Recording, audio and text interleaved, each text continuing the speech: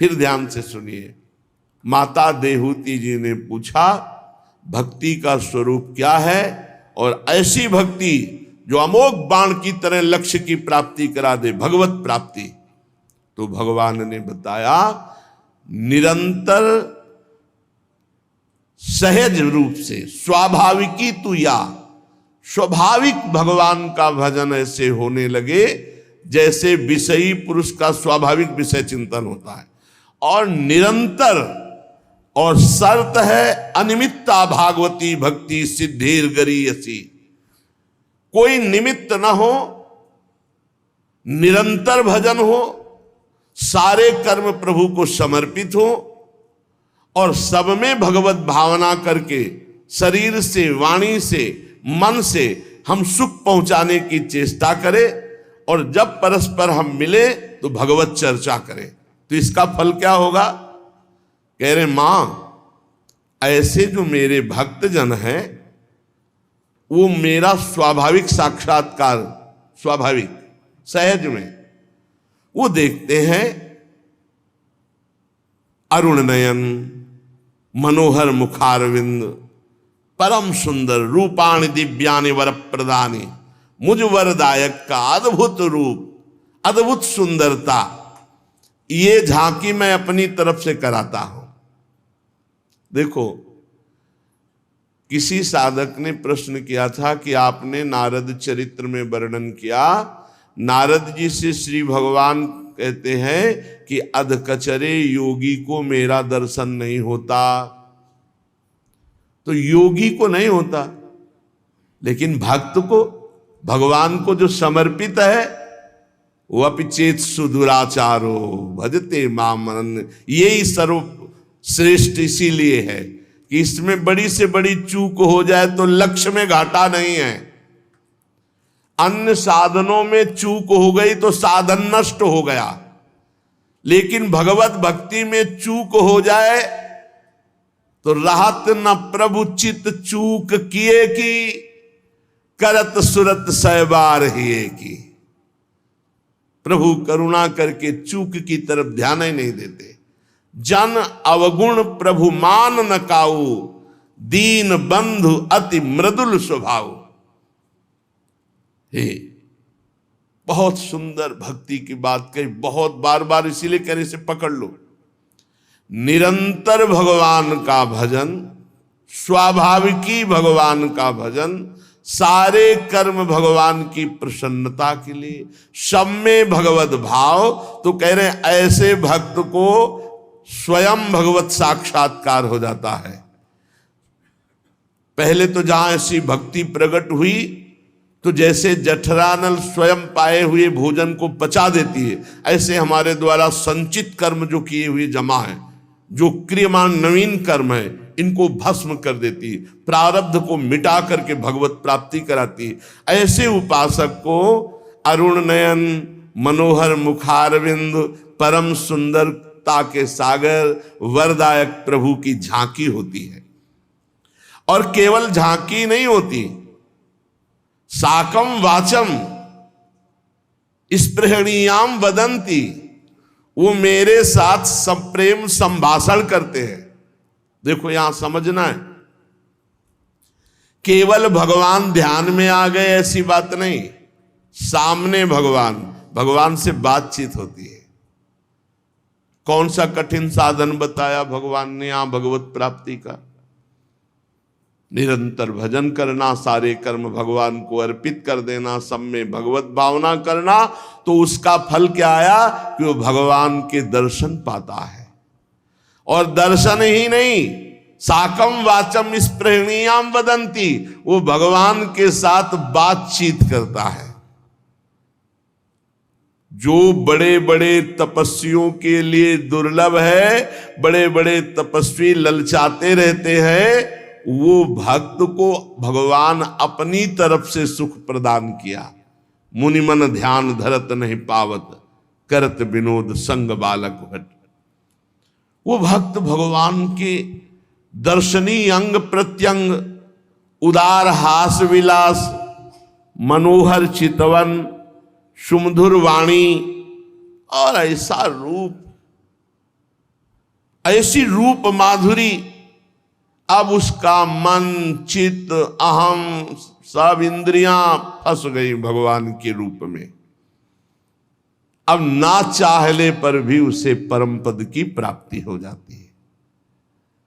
भक्ति रनिच्छतो में गति मणिवीं प्रयुंक्ते, भगवान कह रहे हैं ये भक्ति का फल प्रकाशित हुआ कि ना चाहने पर भी उसे परम पद प्राप्त हो गया। मैं उससे बातचीत करता हूं, उसको दर्शन देता हूं, सारे मन इंद्रियां उसके मेरे में फंस जाते हैं और परम पद का अधिकारी हो जाता है। जो मेरी भक्ति करता है, ना चाहने पर समस्त लोकों के भोग, समस्त सिद्धियां, समस्त वैभव, वैकुंठ का भगवती ऐश्वर्य इच्छा ना करने पर भी उसे सब प्राप्त हो जाता है।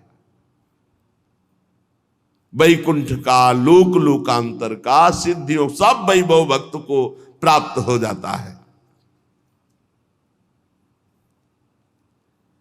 अष्ट सिद्धियां जो बड़ी दुर्लभ है मेरे पास ही रहती है, समस्त विभूतियां ये सब मेरे भक्त को प्राप्त हो जाती है, पर वो इच्छा नहीं करता, इनकी प्रयोग नहीं करता इनको। हे माता जी, न करहि चिन्मत पराः शांत रूपे,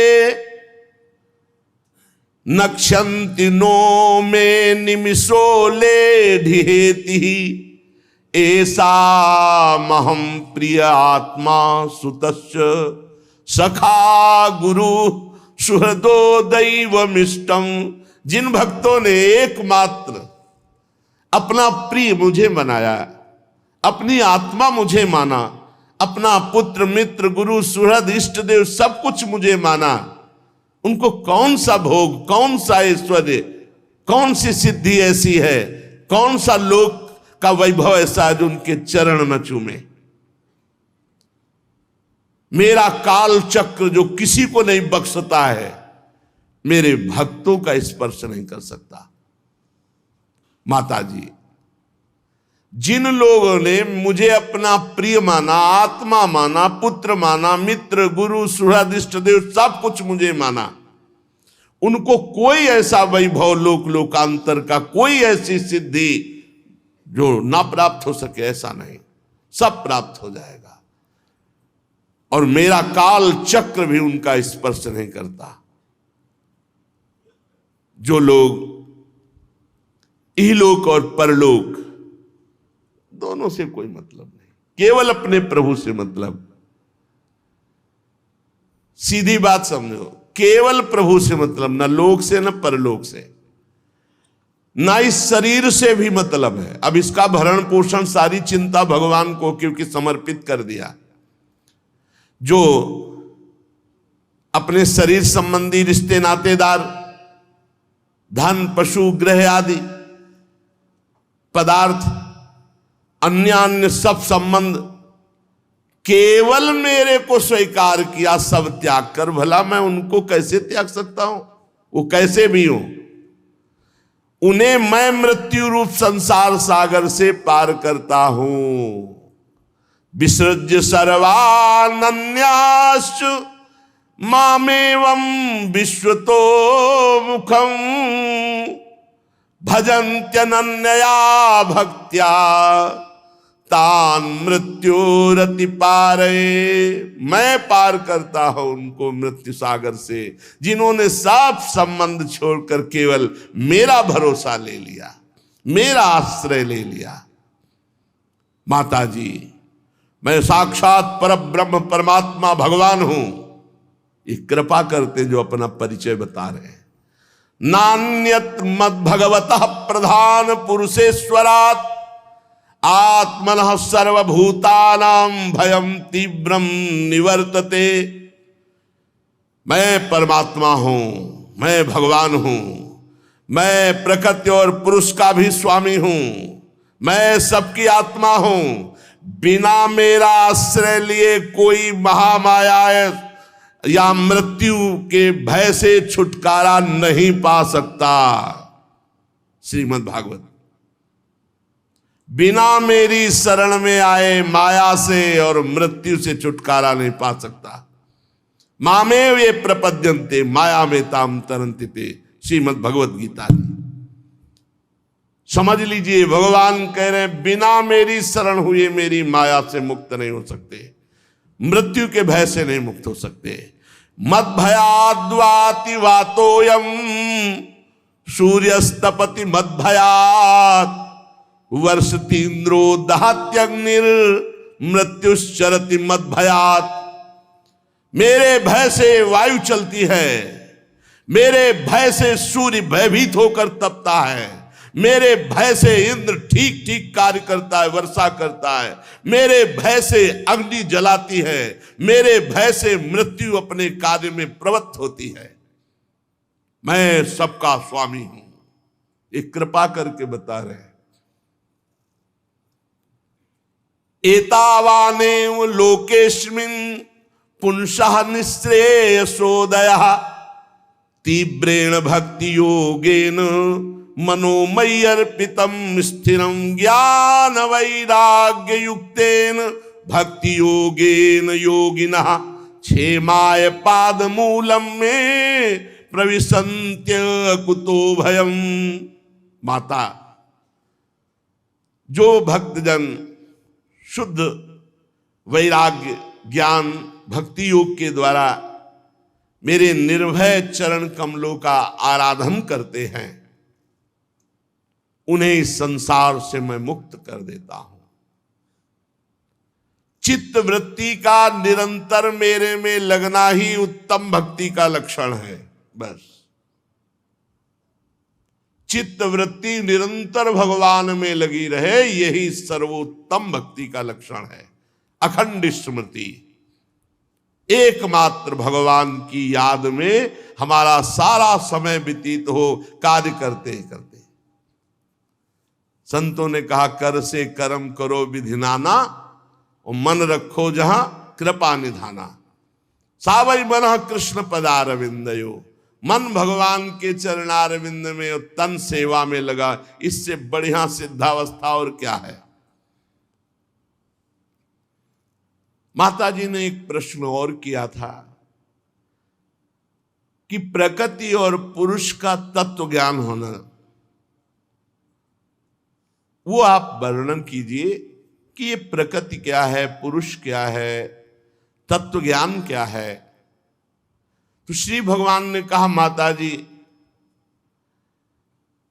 आपको अब प्रकृति और उसके तत्वों का अलग अलग वर्णन करता हूं, जिसको सुनने से, समझने से, जानने से प्रकृति के बंधन से मुक्त हो जाया जाता है। आत्म स्वरूप का साक्षात्कार करने के लिए, मोक्ष पदवी को प्राप्त करने के लिए ये ज्ञान जरूरी है। प्रकृति और पुरुष का ज्ञान, तत्व ज्ञान जरूरी है। देखो, अभी एक स्वतंत्र बताया भक्ति योग, अब ये दूसरा बता रहे सांख्य योग, तत्व ज्ञान। सुनना चाहिए पर पकड़ना चाहिए अपने ही लक्ष्य को। सुनना तो भगवान की विविध लीलाएं, विविध सिद्धांत हैं, सुनने से हृदय पवित्र होता है, अपने इष्ट में अनन्य भाव आता है। जो इन्हें जानेगा वो गुणों से मुक्त हो जाएगा, प्रकृति के बंधन से मुक्त हो जाएगा। सबसे बड़ा बंधन क्या है? अहंकार सबसे बड़ा बंधन है। ये हृदय में रहता है, अंतःकरण चतुष्टय में ये रहता है, मन बुद्धि चित्त अहंकार। पंडित जन ऐसा कहते हैं, ज्ञानी जन, कि यही अहंकार हृदय और चैतन्य घन, चैतन्य घन जो हमारा स्वरूप है, उसमें भ्रम पैदा करके बंधन डाल दिया। मैं पुरुष, मैं स्त्री, मैं कर्ता, मैं भोक्ता। उस ज्ञान को मैं वर्णन करूंगा जो इस अहंकार की ग्रंथि का भेदन करता है। यह सारा जगत व्याप्त है परमात्मा से, व्याप्त। जैसे बर्फ है तो चारों तरफ से जल से व्याप्त है, उसमें जल ही जल है और कुछ नहीं है। तो ये संसार क्या है? बोले परमात्मा से व्याप्त है। जैसे बर्फ जल से व्याप्त है, मतलब जल ही जल है, ऐसे सर्वम खलमिदम ब्रह्म। सिय राम मैं सब जग मानी नहीं करे, जानी करऊं प्रणाम, जोरी जुग पानी। सब भगवान सिया राम विराजमान, पूरा जगत भगवान है। ए बैठा लो दिमाग में, ना यहां कोई अच्छा है, न बुरा है, न गुण है, न दोष, भगवान ही।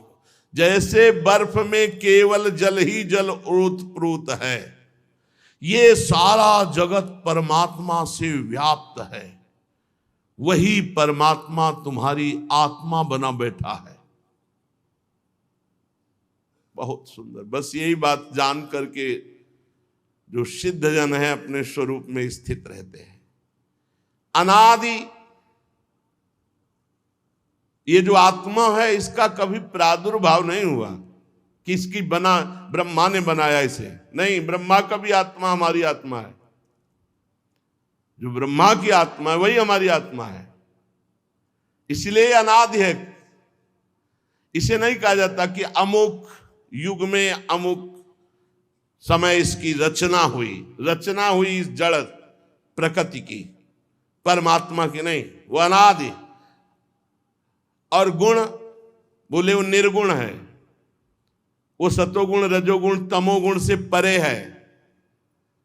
इसका अंतःकरण पर प्रभाव पड़ता है गुणों का, सतोगुण रजोगुण तमोगुण का। जितने भी गुण दोष हैं सब अंतःकरण में, स्वरूप में एक भी नहीं। वो निर्गुण है, निर्दोष है, और वो प्रकृति से बहुत परे है। कौन? मैं। जो आत्मा है, बहुत सुंदर प्रसंग है, पर समझ में आ जाए भगवान की कृपा से।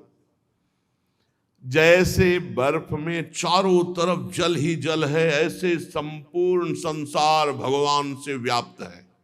भगवान ही भगवान, सब कुछ भगवान बने, पूरे के पूरे भगवान बने। वही भगवान हमारी आत्मा है। जो आत्मा है वो अनादि है, निर्गुण है, प्रकृति से परे है, और वही अंतःकरण में उसका पावर स्फुरित हो रहा है, जो अहंकार है। ये उसी शुद्ध अहंकार का प्रतिबिंब समझ लो, उसी का पावर समझ लो। स्वयं प्रकाश आत्मा के प्रकाश से प्रभावित सबकर परम प्रकाशक जोई, उसी से मन बुद्धि चित्त अहम इंद्रियां सब उसी से चैतन्यता प्राप्त कर रही। सर्वव्यापक उस आत्मस्वरूप ने लीला विलास पूर्वक इस त्रिगुणात्मिका माया को स्वेच्छा से स्वीकार कर लिया। ये गलती हो गई, ये गलती प्रारंभ से हो गई। इस माया को स्वीकार, ये त्रिगुणात्मिका माया तीन शरीरों को, कारण शरीर स्वभाव, सूक्ष्म शरीर अंतःकरण चतुष्टय ज्ञानेन्द्रिय आदि, और ये स्थूल शरीर पंचभूतों का बना हुआ, इसे स्वीकार कर लिया। यही सबसे बड़ी गलती हो गई। अब इसी को मिटाना बड़ा भारी पड़ रहा है, क्योंकि स्वीकृति बहुत जोर की हो चुकी है। रोज सुनते हो, कब आपको लगता है मैं शरीर नहीं हूं? कब आपको लगता है कि मैं भोजन में नहीं पा रहा, प्राण पा रहे हैं? हर समय आप देह भाव में ही बने रहते हैं। कभी स्वरूप में आप आए कि 10-5 मिनट हम सहचरी भाव में हैं, देह भाव भूल गए कि मैं पुरुष हूं, सहचरी भाव में। देख लो, अगर आए होगे तो जीवन धन्य हो गया है। इस पुरुष ने, आत्मस्वरूप ने भ्रम से लीला विलास पूर्वक इस त्रिगुणात्मिका माया को स्वीकार कर ली। ये भारी गलती हो गई। अब जे ही माया को स्वीकार किया तो बस गुणों के अनुरूप होने लगा। सतुगुण आया तो शांत, रजोगुण आया तो भोग वासना, तमोगुण आए तो निद्रा आलस्य प्रमाद। जेव ही इसने त्रिगुणात्मिका माया को स्वीकार किया तो इसका ज्ञान ढक गया और आवरण शक्ति से मोहित होकर ये स्वरूप को भूल करके देह को मैं मानकर गुणों को स्वीकार करके विचरण करने लगा। इस प्रकार अपने से भिन्न प्रकृति को अपना स्वरूप मान लिया। ये प्रकृति है शरीर, ये अंतःकरण सूक्ष्म शरीर प्रकृति है, ये स्वभाव प्रकृति है कारण शरीर, और आप परमात्मा स्वरूप हैं। भूल से इसे स्वीकार कर लिया, इससे उसका ज्ञान ढक गया और अपने को प्रकृति समझ लेने के कारण कर्ता भाव और भोक्ता भाव आ गया। अब जो कर्म करता है भोक्ता उसको बनना ही पड़ेगा। अवश्यमेव भोक्तव्यम कृतम कर्म शुभाशुभम, फंस गया। इस कर्तृत्वाभिमान में अकर्ता उस आत्म तत्व को, जो स्वाधीन है, साक्षी है, आनंद स्वरूप है, निर्विकार है, उसे जन्म मृत्यु रूप बंधन परतंत्रता की प्राप्ति हो गई। कार्य रूप शरीर और जिससे कार्य होता कारण रूप अंतःकरण और इंद्रियां आरोप कर बैठा कि मैं करता हूं। अब भोगता उसको बनना पड़ेगा, भोगना पड़ेगा। जन्म मृत्यु दुख सुख मान अपमान निंदा ये सब। पंडित जन इसी को अज्ञान कहते हैं, ज्ञानी जन। यही प्रकृति कारण हो गई जीव को फंसाने की। वास्तव में प्रकृति ने नहीं पकड़ा, वो आत्मा प्रकृतिस्थ हो गया, उसने पकड़ लिया प्रकृति को। अब उस पुरुष को सुख भोगने की इच्छा और दुख से बचने का उपाय, सुख भोगने की इच्छा का पूर्ति का उपाय और दुख से बचने का उपाय सब शुरू हो गए यही करना, और आज तक दुख से बच नहीं पाए और सुख भोग नहीं पाए। किसको मिला सुख? चाहे जितना भोग लो सुख है नहीं, इसलिए मिलेगा है नहीं। सुख मिलेगा जब भोग छोड़ दोगे। तो आपका स्वरूप सुख राशि, चेतन अमल सहज सुख राशि, बहुत बड़ा सवाल है। अब वो ना चाहते हुए भी सुख दुख भोग में फंस गया। बहुत एकाग्रता पूर्वक माता जी सुन रहे हैं, देहूती जी। देहूती जी ने कहा भगवान भगवान रुको रुको, ये स्थूल सूक्ष्म कार्य और इसका कारण प्रकृति और पुरुष, आप इसका वर्णन कर रहे हैं तो थोड़ा सा और विस्तार से वर्णन कीजिए। भगवान ने कहा जो त्रिगुणात्मिका अव्यक्त नित्य कार्य कारण रूप निर्विशेष माया है, इसी प्रधान तत्व को प्रकृति कहते हैं।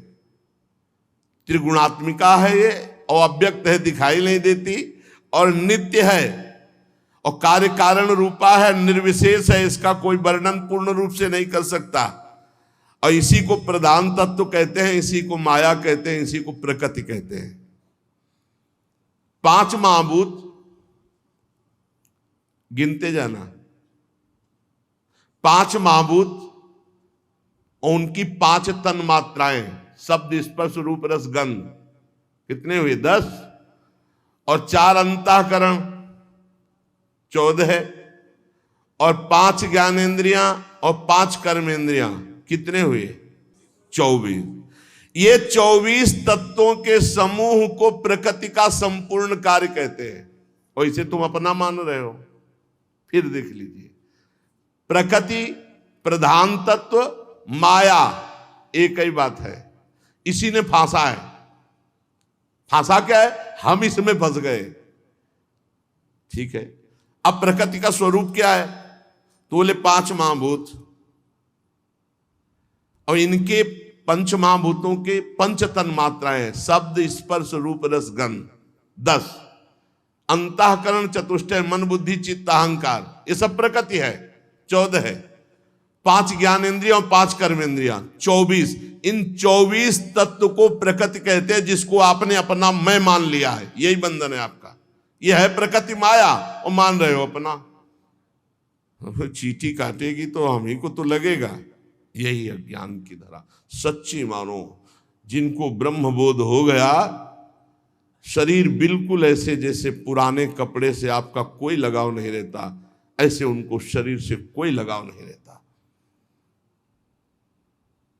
फंस गए परमात्म स्वरूप इन 24 तत्वों में फंस गए। पंच महाभूत, पंच तन्मात्रा, सुनना, देखना, खाना पीना, सूंघना, भोगना, अंतःकरण, 10 इंद्रियां, ये 24 तत्वों में परमात्म तत्व ने अपनी मैं मेरी की अनुभूति कर ली। बस यही सबसे खतरनाक हो गया। पृथ्वी, जल, तेज, वायु, आकाश, ये पंच महाभूत हैं। अब 24 की व्याख्या कर रहे हैं। पृथ्वी, जल, तेज, वायु, आकाश, ये पंच महाभूत हैं जिससे शरीर बना है। तुम नहीं हो शरीर। 5 भूत, एक भूत लग जाए तो परेशान हो जाते हैं। 5 भूत नहीं, महाभूत हैं। यही तो परेशान किए हैं, अनंत जन्मों से भटक रहे हैं। इन्हीं 5 भूतों में फंस गए भाई, बहुत बुरी तरह फंस गए। 5 भूतों से रचित है ये देह, और देह को हम मान लिया मैं, और बस दुर्गति शुरू हो गई। पृथ्वी, जल, तेज, वायु, आकाश, इन 5 से बना हुआ ये ढांचा है। बनाने वाला बहुत बड़ा जादूगर है। सबकी आंख, नाक, कान ऐसे बनी, सब अलग पहचाने जाते हो। कितने लोग हैं। अरे भारत ही में 135 करोड़ लोग हैं। करोड़, 135 करोड़। 200-500 बैठे होंगे तो जगह कम पड़ जाती है। फिर अन्य देश हैं और सब अलग अलग पहचाने जाते हैं। सबके फिंगरप्रिंट अलग है। ये कितना जादूगर है। सबके फिंगर, सबकी पहचान अलग। बड़ा विचित्र भगवान का खेल है, बड़ा विचित्र खेल। पृथ्वी, जल, तेज, वायु, आकाश का ये ढांचा है, तो ढांचे को ढांचा ना मानकर मैं मान लिया। और इसके जो तन्मात्राएं हैं वो गंध, रस, रूप, स्पर्श, शब्द, इनमें फंस गए। सुनना, देखना, भोगना, सूंघना,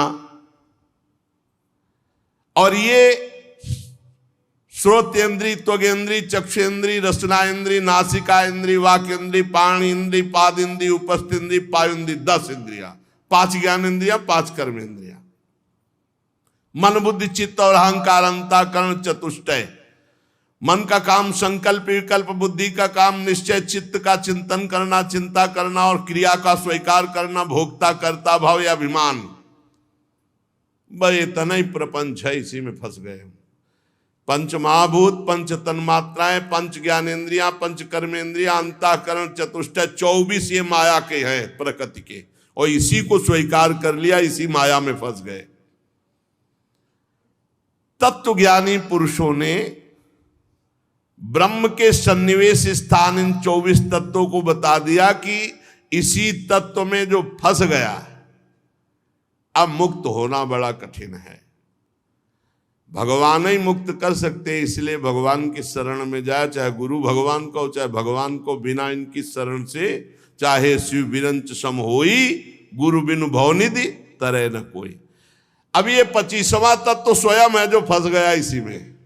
24 तत्व ये और 25वां स्वयं जो इसको स्वीकार कर लिया। महाराज, इनसे भिन्न एक तत्व है काल, जो ईश्वर की संहार कारिणी शक्ति है, जो इन 24 में फंस गया तो 25वां को भुगताने के लिए काल है, समय, वो भुगताता रहता है। कोई किसी को दंड नहीं देता, कोई किसी को दुख नहीं देता, ये काल उसको दंड देता है, और काल दंड देता है उसके कर्म के अनुसार। इसलिए होश में कर्म करो, नहीं तो काल भगवान एक एक सेकंड के कर्म को लिखे हुए आपको भोगना पड़ेगा। महाभारत में एक प्रसंग आता है, गौतमी नाम की एक महान तपस्वी देवी जंगल में घोर तपस्या परायण थी। उनके एक ही पुत्र था जिसे काले सर्प ने डस लिया। तो कुछ कोल की रात जंगल के वासी पुत्र के शव को लेके आए और कहा हमने देखा काले सर्प ने डसा और तत्काल मर गया।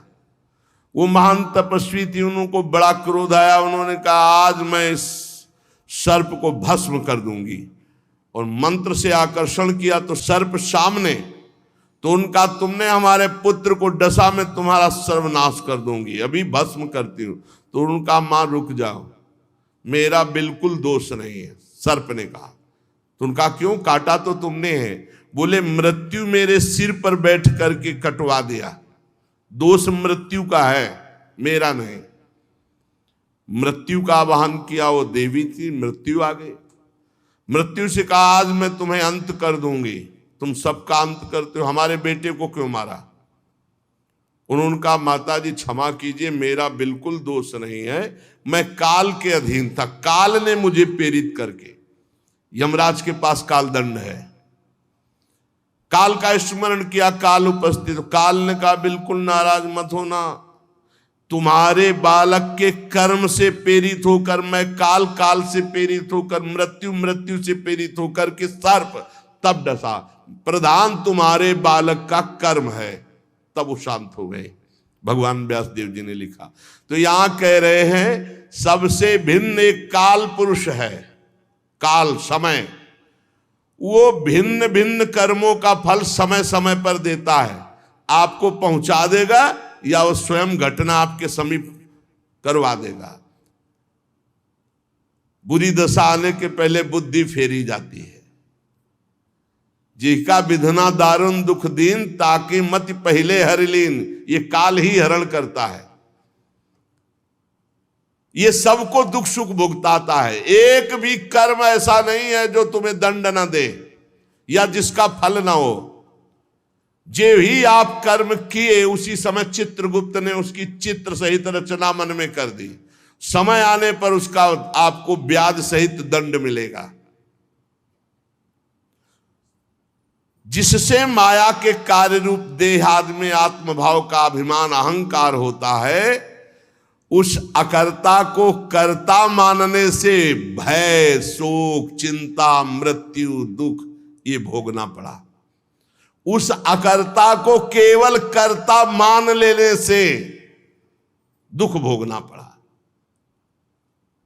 हे मनुपुत्री, भगवान कपिल देव जी कह रहे हैं, अब जब उपदेश कर रहे हैं तो हे मनुपुत्री, जिसकी प्रेरणा से गुणों की साम्यावस्था रूप निर्विशेष प्रकृति में गति उत्पन्न होती है, वह परम पुरुष काल है। वो सर्व समर्थ है, जो अपने ज्ञान के द्वारा प्राणियों के अंदर और बाहर हर कर्म को जानता है और वही दंड देता है। 25वां तत्व काल।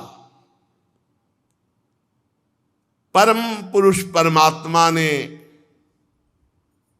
अदृष्टवश क्षोभ को प्राप्त हुई संपूर्ण जीवों की उत्पत्ति स्थान अपनी माया में, ये चित्त शक्ति, इच्छा शक्ति, उसी से संपूर्ण ब्रह्मांड प्रकट हुआ है। माया में है, सत्य एकमात्र भगवान है। पीछे आपने विराट भगवान का स्वरूप सुना कि भगवान के किन किन अंगों से कैसे कैसे संपूर्ण संसार की लोक लोकांतर की रचना होती, प्रकट होते। भगवान कपिल देव जी महाराज माता देवती को उसी विराट स्वरूप का परिचय बताते हैं, जो आप सुन चुके हैं। भगवान ने कहा ज्ञान और भक्ति वैराग्य से चित्र की एकाग्रता के द्वारा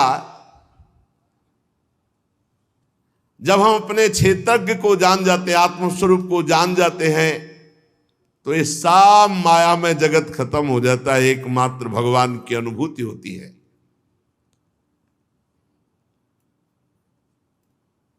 आत्मा को कभी कष्ट नहीं होता, उसको कभी मृत्यु का भी दुख नहीं होता। पर होता क्यों है? फिर किसको होता है? जड़ शरीर को नहीं होता, और आत्मा को भी नहीं होता, जड़ शरीर को नहीं होता। जैसे यहां से चेतना शून्य कर दी जाए, इंजेक्शन लगा के तो इतना हाथ काट दिया जाए, हमें कोई कष्ट नहीं होगा, क्योंकि ये जड़ शरीर है। चैतन्य मैं हूं तो नैनम छिन्दन्ति शस्त्राणि नैनम धाति पावका। फिर कष्ट किसको होता है? स्वीकृति को। ध्यान देना, जिस तरह आकाश में स्थित सूर्य है, अगर जल शीतल है, गर्म है, कोई फर्क नहीं पड़ता सूर्य के ऊपर। देखना, ऐसे ही आत्मा के ऊपर कोई फर्क नहीं पड़ता, शरीर का मान हो रहा है कि अपमान हो रहा है, दुख है कि सुख है, कोई फर्क नहीं पड़ता, पर स्वीकृति से फर्क पड़ जाता है। जहां स्वीकृति की है कि ये मेरा, मैं, जैसे ये तो शरीर बहुत जोर की स्वीकृति है। अभी कोई बतावे आके कि अमुक जगह एक्सीडेंट हुआ, 5 लोग मर गए, कितना बढ़िया सत्संग हो रहा है, आप आके बात बोल दिए। नहीं बोले, इसलिए बोल रहे हैं कि उसमें आपके अमुक थे। अब खत्म सत्संग, अमुक थे, अब आपको दुख होने लगा क्योंकि उसमें आपका संबंधी था। जब तक संबंधी नहीं कहा तब तक आपको दुख नहीं हुआ, और जहां संबंधी वहां दुख हो गया। ऐसे इस शरीर से संबंध स्वीकार करने के कारण दुख सुख मान अपमान लाभ हानि जन्म मृत्यु ये द्वंद्व हो रहे हैं। स्वीकृति का सारा खेल है। जब ये अहंकार से मोहित होकर ये मानने लगता है कि मैं स्त्री हूं, मैं पुरुष हूं, मैं करता हूं, उसी समय दुख का पहाड़ टूट पड़ा। बड़ा खेल विचित्र है। इस अभिमान के कारण, देह की स्वीकृति के कारण इसको पाप लगता है, इसको पुण्य लगता है, और ये अपनी स्वाभाविक शांति खो बैठता है। फिर ये उत्तम मध्यम नीच योनियों में उत्पन्न होकर जन्म संसार चक्र में घूमता है। पर यह सत्य नहीं है माता जी, न जन्म न मृत्यु न संसार चक्र में घूमना। जैसे स्वप्न में हम नाना प्रकार के दृश्य देखते, जागने पर झूठा होता है, ऐसे शुद्ध ज्ञान हो जाए तो अभी सब झूठा है ऐसा अनुभव होने लगेगा। ना कोई सुख है, न मोह है, न अहम है, न मम है, न जन्म है, न मरण है, न इसकी सत्ता है, न इस प्रकृति की सत्ता है, एकमात्र परमात्मा ही है। पर यह बोध जब तक नहीं होगा तब तक संसार चक्र की निवृत्ति नहीं हो सकती। इसलिए बुद्धिमान मनुष्य को चाहिए कि मनुष्य देह प्राप्त करके असत मार्ग का विषय चिंतन छोड़ दे और भक्ति योग के द्वारा भगवान का भजन करे, इसी से कल्याण हो जाएगा। ज्ञान के पंथ कृपान के धारा, परत खगेश लगे नहीं बारा। आप कहते जाओगे कि मैं शरीर नहीं हूं और भोग भोगते जाओगे, ऐसी प्रबल माया है। आप कहोगे मैं शरीर नहीं हूं, मैं आत्मा हूं, कहेंगे ठीक है बोल लेते रहो। तो बहलिया आएगा, जाल बिछाएगा, दाना डालेगा, चुगला नहीं हो, चुग रहे हैं। ऐसी दशा है। इसीलिए करो सदा तिनके रखवारी, जिम बालक राखे महतारी। तो एकमात्र भगवान का भरोसा। ये निवृत्ति दे अभिमान की कैसे होती है? जो हमारा अभिमान बैठ गया है कि मैं स्त्री हूं, मैं पुरुष हूं, मैं अंतःकरण में ममता, स्वभाव में ममता, ये कैसे हटेगा? तो बोले श्रद्धा पूर्वक बार बार चित्त को अभ्यास के द्वारा भगवान में लगाओ, बार बार एकाग्र करो, बार बार इसे प्रभु में लगाओ। जब ना लगे तब रो। प्रभु के लिए रोते हुए बहुत कम हो, अपने लिए तो इतने मोटे मोटे बढ़िया आंसू गिराते हैं कि लालच लगता है कि अगर ये प्रभु के लिए रोए तो जन्म जन्मांतर का ये जो जन्म मरण चक्र है ये मिट जाए। प्रभु के लिए रो, प्रभु मेरा मन आप में नहीं लग रहा है इसलिए कृपा करो मेरा भजन बन जाए। कभी जलन पैदा हो भजन करने के लिए, सो तो बड़ी विचित्र बात है। किसी भाग्यवान के हृदय में भगवान की भक्ति की जलन होती। अगर झूठे भी करोगे तो भगवान साचा बना देंगे। झूठी भक्ति करे, जो कोई भक्ति करे कपट से उसको भी अपनाऊं, साम दाम और दंड भेद से सीधे रास्ते लाऊं, नकली से बनाऊं असली, भगत मेरे मुकुटमणि। ये बात पकड़ो। बार बार चित्त माने मन, बार बार मन जो संसार में जा रहा है उसे हटा हटा करके भगवान के नाम में लगाओ। यदि सच्चा भाव रखते हो कि मेरा भजन बनने लगे तो भगवान सहायता कर देंगे। पहला सूत्र, बार बार मन जहां जाए वहां से हटा के भगवान के नाम में लगाओ। हम इस बात पर बहुत सावधान रहते हैं। भगवत कृपा से, गुरु कृपा से बचपन से इसी बात का अभ्यास हुआ है कि एक ही लक्ष्य दृढ़ हो गया कि अब हमें भगवत विस्मरण नहीं होना। तो खोपड़ी की नसों में आप ऐसा समझ लो कि रचना हो गई है, उतने ही है, बस दौड़े उतनी रह गई है। चाहे खा रहे हो, चाहे पी रहे हो, हंस रहे हो, खेल रहे हो, बात कर रहे हो, वो दिमाग का ही उतना रह गया है, ऐसा समझ लो। जहां हमें लगा कि यहां भजन छूटेगा का वहां खड़े होकर जरूर अभ्यास किया है। भजन छोड़ने के लिए कोई भी परिस्थिति ऐसी ना हो जिसमें हो कि अब भजन छूट जाएगा। स्वस्थ हैं, अस्वस्थ हैं, भूखे हैं या छके हैं, समाज में है या एकांत में, शोरगुल में है या शांत में, हमारा भजन न छूटे। साधक को ये बात पकड़नी चाहिए। भगवान कह रहे हैं इस देहाभिमान से कैसे छूटोगे जो फंस गया 24 तत्व रूप प्रकृति में परमात्मांश। तो बोले चित्त मन जहां जहां जाए वहां से हटा हटा कर बार बार अपने भगवान नाम में लगाओ, लक्ष्य में लगाओ, मंत्र में लगाओ, नाम में, मंत्र में। पहली बात, जहां जहां मन जाए वहां से हटा करके नाम में, मंत्र में, प्रभु में लगाओ। दूसरी बात, मेरी कथा एकाग्रता पूर्वक श्रवण करने से, ये देहाभिमान नष्ट होने के उपाय भगवान स्वयं बता रहे हैं।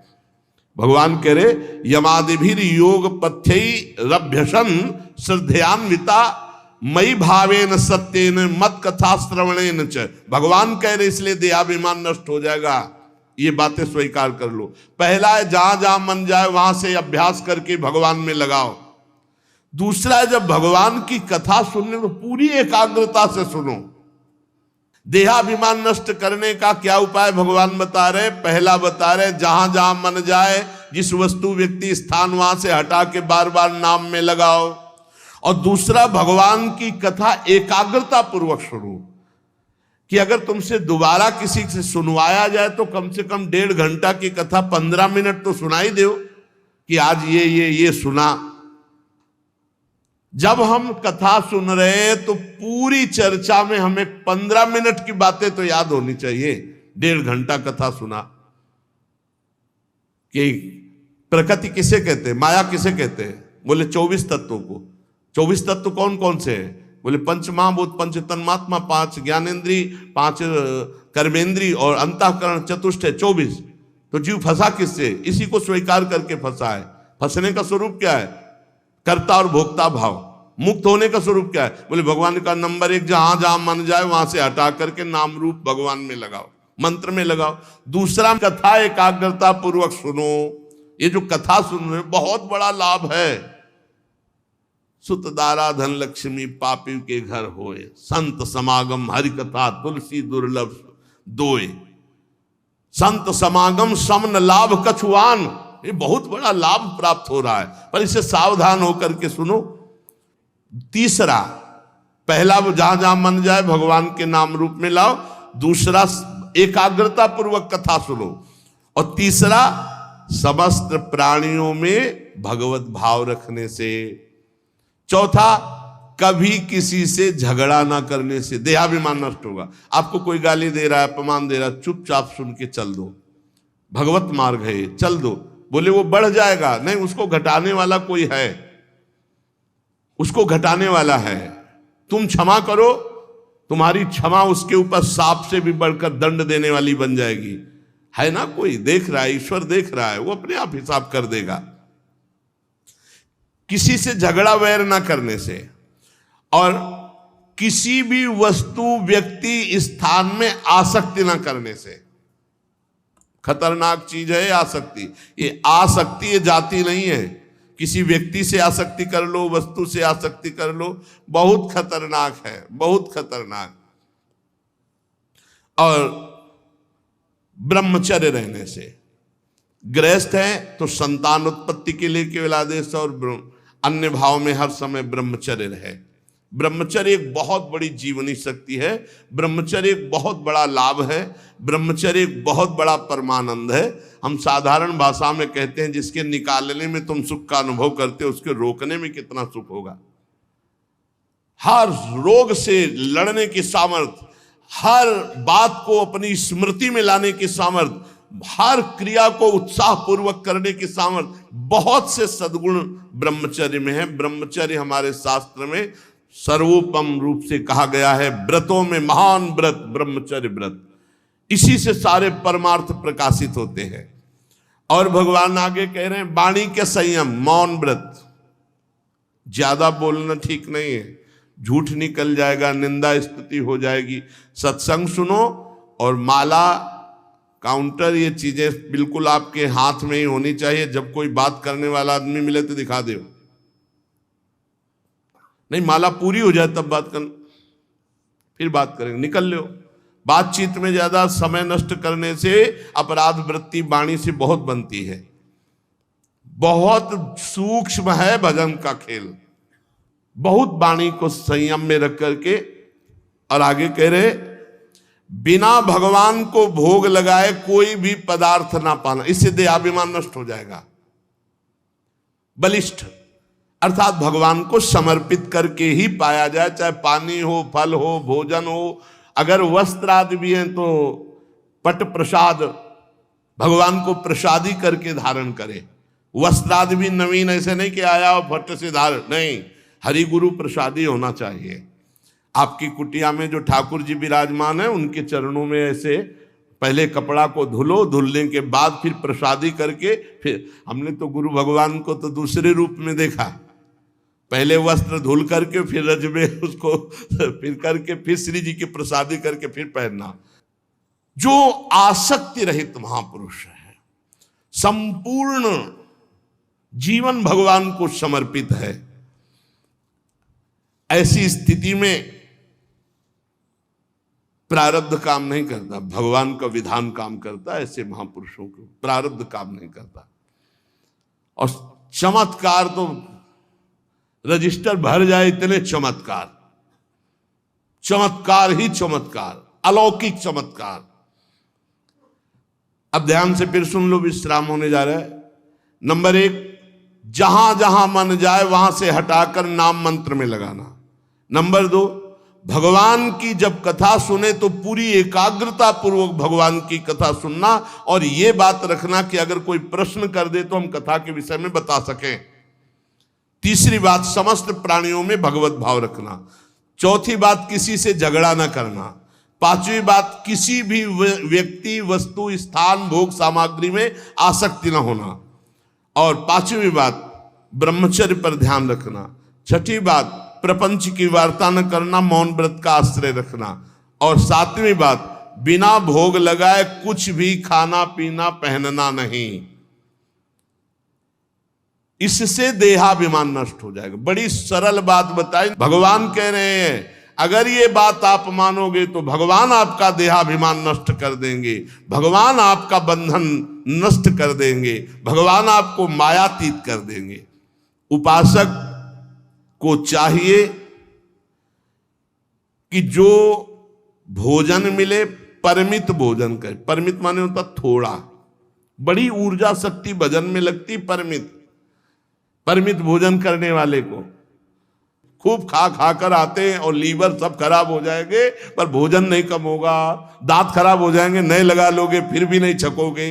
परिमित भोजन, थोड़ा भोजन पाओ, शांत स्वभाव रखो। और जो ऊपर आपको ये नियम बताए गए कि इन लक्षणों से आपका देहाभिमान नष्ट हो जाएगा, उसको अपने जीवन में उतारो और देखो इसी जन्म में भगवत प्राप्ति हो जाए। हम बार बार रोज इसीलिए कहते हैं कि तुम्हारे अंदर जग जाए ये बात कि इसी जन्म में हमें भगवान से मिलना है, इसी जन्म में, अब हमें आगे नहीं आना है। आगे और ऐसा कलयुग आएगा जिसमें भजन के लिए कुछ भी हमको सपोर्ट नहीं मिलेगा। अभी तो महापुरुषों का सानिध्य है तो सपोर्ट है, तो उनके दर्शन, उनके चिंतन से भजन बन जाता है। उनके डर से इंद्रियों मन कांप करके सही मार्ग में चलते हैं कि अरे कहीं उनकी दृष्टि में अगर हम, तो फिर जीवन का मतलब क्या। और जब हमें संत महापुरुषों का सानिध्य दुर्लभ हो जाएगा तो फिर परमार्थ भी दुर्लभ हो जाएगा। अभी अवसर है, इस जन्म में हम भगवत प्राप्ति का पूरा प्रयास करें और अंत तो भगवान की कृपा से। आपने जैसे आज प्रारंभ में सुना था कि अंत में प्रभु आकर स्वयं साक्षात्कार करके जीव का परम कल्याण कर, जीवन भर मेरे लिए प्रयत्न किया है, लो फल, फिर परम पद। अभी आपने सुना कि जो भगवान की आराधना करता है अनन्य भक्ति के द्वारा, तो बिना मांगे भगवान उसे दर्शन देते हैं, संभाषण करते हैं, भगवान उसके साथ बातचीत करते हैं। ये सब लाभ हमें मिले यदि हम एकाग्रता पूर्वक जो अभी वर्णन हुआ उसका मनन करें और उस पर चलें। शेष चर्चा आगे। श्री राधा